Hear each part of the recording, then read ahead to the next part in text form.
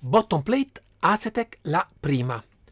Nuovo prodotto della linea Asetec che avevo proprio trovato e scovato durante l'ADAC a Dortmund. Oggi parliamo della bottom plate, ma poi di due rim che potete montarci e creare quindi diverse configurazioni di volante. Ma ragazzi, con calma, mettetevi seduti.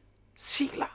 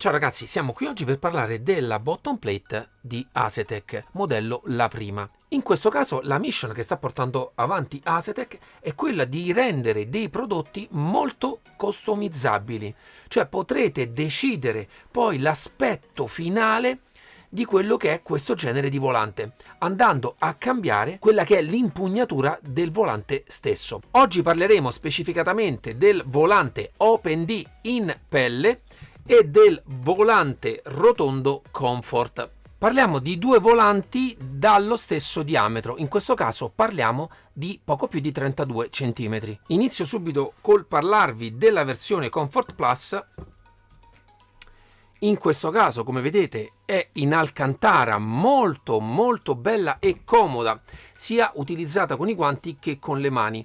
Cioè il tipo di grip personalmente di questo genere di materiali lo trovo ottimo. In più, anche con tutto il tempo che l'ho utilizzato, ragazzi, guardate, al momento è ancora e totalmente nuova. E nella parte sopra, come sempre nei volanti racing, abbiamo questo inserto, in questo caso in pelle rossa. Nella parte interna ci sono queste cuciture, vediamo, ve le faccio vedere meglio qui, vedete?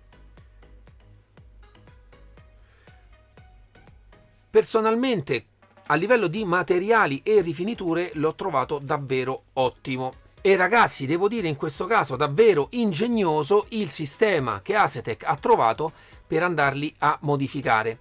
In realtà la bottom plate ha un'anima tutta in metallo e nei tre punti fondamentali dove in realtà ci andiamo a appoggiare con le mani, quindi in questi due punti e nella parte sotto, ci sono questi fori e andranno avvitati direttamente alla bottom plate, questo rendendo totalmente esente da giochi e da flessioni questo genere di prodotto. Arriviamo al volante AD in pelle.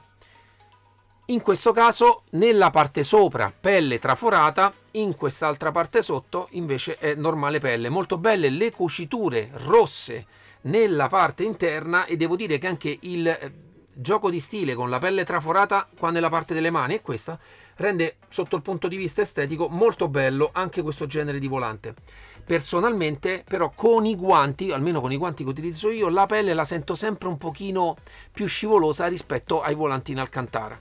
Tendenzialmente però questo genere di materiale tende a essere molto più duraturo e longevo. Però è bello poter scegliere i diversi tipi di form factor che può avere questo genere di volante, ma trovo carina l'idea di poter cambiare con molta semplicità quello che è il form factor e anche i colori, perché ce ne sono davvero tanti modelli nel loro shop. E naturalmente ragazzi vi ricordo sempre che in descrizione ci sarà il link anche con un mio piccolo codice sconto del 5%. Tornando a noi, la fase di montaggio è semplice perché la bottom plate vi viene già mandata senza la parte delle palette connessa. Il volante si andrà proprio a connettere con due viti da questa parte, due viti da quest'altra e due viti nella parte bassa e poi andrete a connettere la parte dei paddle.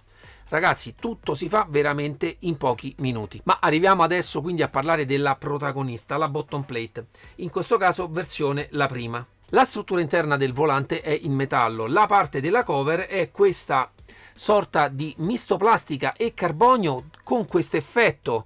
Io l'ho fatto vedere già con altri volanti che ho provato della serie Asetec, davvero molto bello. In realtà dà un effetto carbonio forgiato, ma naturalmente, ragazzi, come ho detto, in realtà è un misto di vari materiali, ma è soltanto un fattore estetico, perché proprio la struttura del volante è in metallo e vi assicuro che anche utilizzato e maltrattato risulta totalmente esente da torsioni. In più la serie, la prima, si distingue dalla Forte perché frontalmente ha questa lamina in metallo, cosa che invece nelle serie Forte è sempre una lamina di carbonio. Abbiamo nella parte frontale 8 pulsanti premibili. È lo stesso feedback di tutti i volanti che fino ad oggi ho provato di Asetec. Hanno una corsa molto breve e anche un feedback tattile, e quindi vi rendete conto anche come me, se giocate in realtà virtuale, di quando l'avete premuti. Ci sono poi nella parte centrale 2 funky switch direzionabili, rotabili e premibili, e in più in questo caso 2 rotary posti qui utilizzabili con il pollice, molto comodi. Naturalmente la versione, la prima, si differenzia dalla versione Forte perché nella versione Forte avrete anche altri rotary da poter utilizzare. In più nella parte frontale abbiamo questi altri rotary da un feedback molto più deciso. Vi faccio sentire anche il rumore che fanno. E la cosa molto carina è che nella parte intorno ci sono dei LED RGB e potrete andarne a decidere il colore. Poi per quanto riguarda le cover cap di tutti i rotary e dei funky switch, sono in plastica. Naturalmente in questo caso plastica iniezione. Nella parte sopra abbiamo 15 LED RGB che possiamo configurare all'interno del software per i giri motori, ma proprio per il software ho fatto un video per voi. Benvenuti a RaySub. Qui già nella prima schermata della bottom plate potremo già andare a decidere l'intensità con cui vorremmo che i LED rimangano accesi. In più, cliccando direttamente sul LED, ne potremo andare a decidere il colore. Naturalmente in questa schermata andrete a vedere il corretto funzionamento di tutti i pulsanti funky e rotary.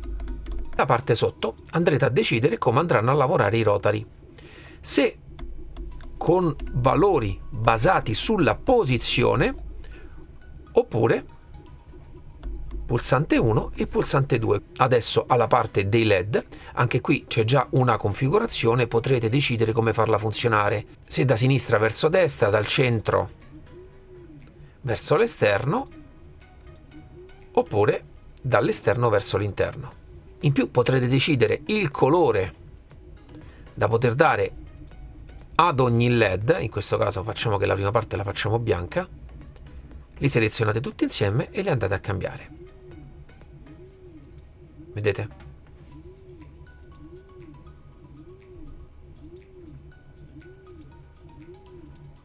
Perfetto. E per quanto riguarda la configurazione del volante, penso di avervi detto tutto. Ragazzi, bentornati. Come avete visto, sempre la parte software di Asetec è molto user friendly. Potrete andare a fare tutte le vostre configurazioni in maniera semplice. Arriverei adesso a parlarvi della parte dietro. In questo caso il quick release è presso fuso proprio nella struttura del volante. È il solito quick release di Asetec. Personalmente io non ho mai trovato nessun tipo di problema con questo genere di quick release. Adoro il fatto che questi volanti non abbiano connessioni via cavo, perché la parte di alimentazione viene gestita direttamente dal quick release tramite il connettore che posto sulla base la prima, e rende molto semplice l'aggancio, lo sgancio e l'utilizzo anche di volanti che necessitano di un'alimentazione. Naturalmente il form factor, come dico sempre, preso da quello che è il quick release anche che utilizza SyncCube, evoluto con un sistema di sgancio rapido, a mio avviso molto interessante, soprattutto per l'integrazione della parte di alimentazione e di passaggio dati. Arriviamo poi a quello che è l'aspetto che influisce tantissimo su quello che è il feeling totale che si può avere con il volante, e sono i paddle shifter, in questo caso in plastica. Come ho già notato nel volante la prima serie Formula, Anche se in plastica, ragazzi, vi dico che il feeling è ottimo.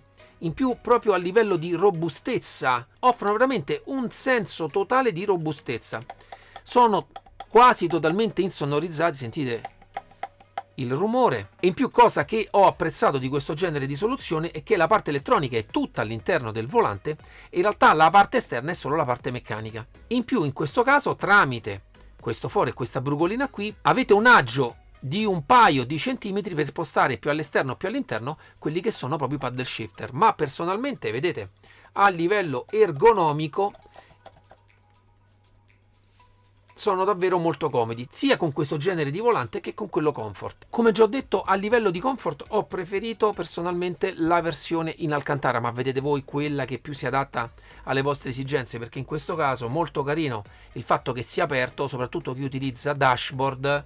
Avere totalmente la parte alta libera rende la visione delle dashboard e dei cruscotti delle auto molto più semplice. Però personalmente anche a livello racing per me l'Alcantara ha sempre il suo perché, ma naturalmente scegliete quello che preferite. Poi ragazzi, fatemi sapere nei commenti cosa ne pensate, soprattutto di questa innovazione che c'è stata sotto il punto di vista delle personalizzazioni.